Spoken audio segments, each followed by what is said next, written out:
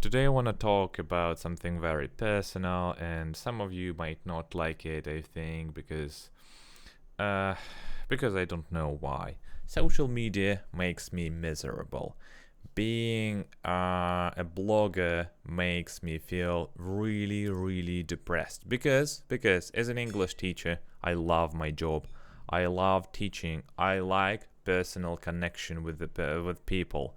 I like to understand the person's need, what the person wants, and I like to solve this problem together. I like to learn about different personalities. I've got a lot of students who are incredibly interesting people.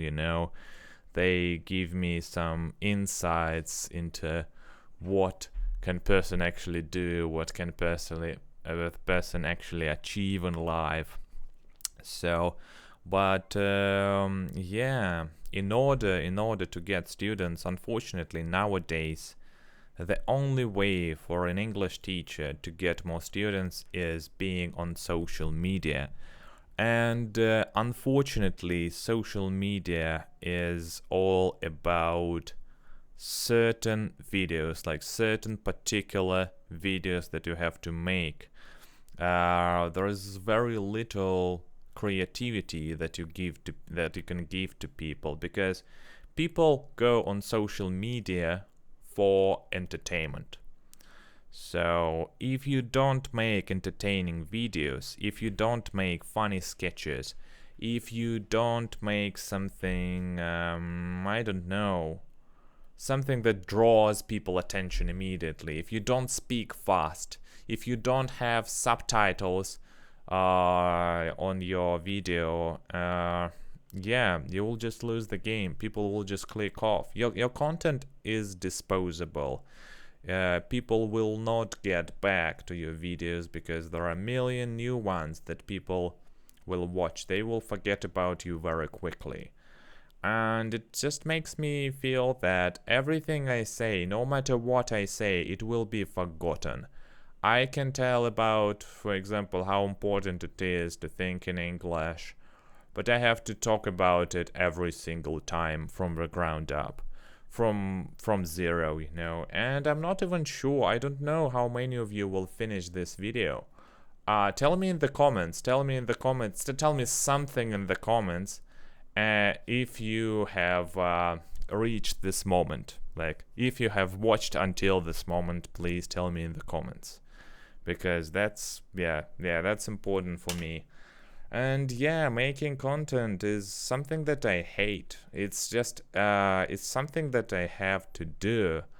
I really just dislike this activity. I don't think it's helpful to people because the true help that I can give is through personal communication because everybody's problem is unique, and you cannot make a video under 1 minute that will solve people problems. It's just simply impossible to do. You cannot cover all aspects of it under 1 minute. And unfortunately, yeah, that's what I have to do because, I can make long videos on YouTube. But in order to do that, I need to make interesting thumbnails. I mean, this cover pictures on YouTube. And they have to be good. Not only I have to do something like to make some thumbnail, I need to make it to be good. Otherwise, people won't click. And that makes the pretty depressing reality for me. So in order to do something that I like, I have to do something that I absolutely hate. So I don't know if I'm gonna upload this video or not, but yeah, this is something personal, and I decided to record it in English just because I feel it in English. If, for example, I make the same video in Russian, it will be completely different with completely different emotions. But I've thought about it in English, and I decided to tell you that in English. I don't know if you're gonna understand it. Yeah, I think some of you will. Some of you will. Some of you are pretty advanced out there. So, and yeah, I just don't feel like the content that I make gets any like response. So people just, yeah, it seems that people, yeah, don't treat me as some kind of source of valuable information, but rather just like a dictionary. I don't want to be a dictionary. I don't want to be a person who gives words and phrases, because I think it's useless. It's the opposite of what I want you to do. You don't need to learn the words and phrases from me. You need to go and watch English videos for natives and take words from there, like from the real source, not from the person on the internet. How do you even know I don't lie to you? Maybe, do you check what I tell you? Do you check the phrases? Do you go on the internet to check how to really use that? If you don't do that, I would say that this mindset is pretty harmful for your learning process.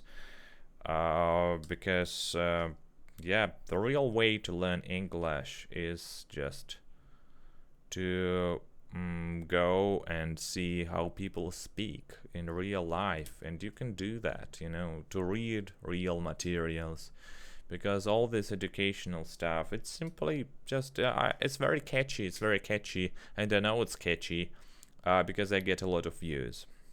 I don't get views for the content that I really want to share with people. I get clicks for something very superficial, something very shallow, like these words and phrases. And my content is not the most shallow.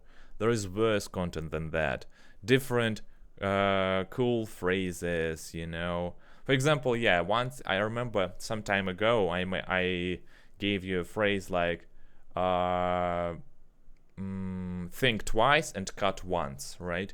And it got on YouTube, 10,000 views. Usually I get 500. And it makes me believe that people just want these cheat codes. People just want to sound cool. People just don't want to speak English. People just want this illusion of speaking English, this illusion of progress. Oh, I know this cool saying in English. Oh, it's raining cats and dogs. Does it even make sense? It doesn't make you a better English speaker. It's just a party trick. It's something that you can show off. Like, look at me, I know all these cool phrases, but can you actually communicate? Do you have any thoughts in English? Do you have opinions? Can we talk about something deep? Can we talk about what you actually want in life, for example? What kind of person you are? This kind of thought, can you create in English? Can you create something by thinking in English? That's what I think English is about. Not about just all these catchy phrases and words, but that's what social media wants. That's exactly what social media wants, and I would say that what gives me a lot of clicks from you as well. So, and it makes me miserable. It just rips me apart, because there is my true self that thinks that I need to teach people how to how to be a part of real English community. I tell people what exactly you need to do, what is the real way to do that. It's the hard way, but it's the real way. And there is another part that simply just want more views, because without views I will not have any traction, I will not have any students. And and unfortunately people just want to take shortcuts. People just want some easy fix for people want something trendy, because people want to know their level and all this stuff. And I think it's just a marketing tool. It's just a marketing tool for you to they just want to manipulate you into getting their courses or something, or getting these exams. I think that's a stupid system. When you make test, for example, like grammar test, and you need to put the word in a certain form, like go, went, gone, this kind of stuff. But it's not about English. It's just very little part of it. But people it seems to me that people just want to do well on a test. People want to see high scores on a test. They don't think why they want to speak English. They just want to flex that, oh, here I am. I just speak English. And there are also some people who complain, oh, I don't understand English. Probably I just need more words. No, that's an easy way. You just want to do something, how to say, that doesn't require a holistic approach, that doesn't require to see the whole picture. You just want to do one certain thing again and again until voila, you know English. It's just not gonna happen like that. Learning the language is difficult because it's very non-linear process. There is no one activity that you need to do again and again that will bring you English. There are no courses after which you will know English well. It's all just this internal work that you have to do. And you need to have courage and time to do that. So, yeah, that's the real way. And unfortunately, if I were to teach you English in video, that would be just one video that says, watch more things, read more things, speak more with people. That's it. That's what it takes, really. Like, not knowing more words, not learning grammar and all this stuff. These are like meaningless tasks that can be sold. It's very easy to sell words. For example, you can make a book full of different words and sell it to people. You can make a course about grammar. It's very easy to sell. And yeah, learning English is free. This is something that you just need to do. That's pretty unfortunate reality that when you tell it to people, people just ignore that. People want to hear what they want to hear.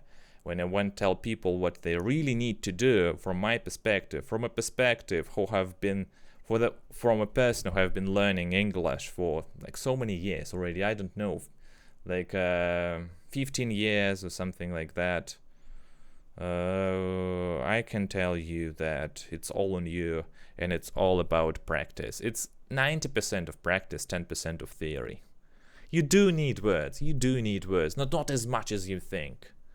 It's just, I remember when I was learning words, I was not progressing. Sometimes they came up during the conversation and they helped, but it was not the main point. The main point is just to, express yourself. For example, I don't think that I'm using very advanced English right now. I just know how to combine simple words together. I hope that it's clear. But that's my small rant. That's my small, that's my small talk about how, in my opinion, on social media, it's very difficult to get valuable information about English. And even if you get it, you will forget it. Probably. It works like that. And by the way, I've never learned the word rant that I used right now. Rant is when you talk about something angrily. It's when you're angry about something and you talk about it. I learned it from YouTube. I just, there were a lot of videos where people were, oh my god, you don't even see it, my camera died. Alright then, I'll tell what it is. I didn't even learn the word rant. I just know how to use it. The same goes for the word cringe, for example. You probably have never learned it. You have never gone to dictionary and see, oh, this is what cringe is. You just know what it is from culture, from internet culture, from memes, from your friends.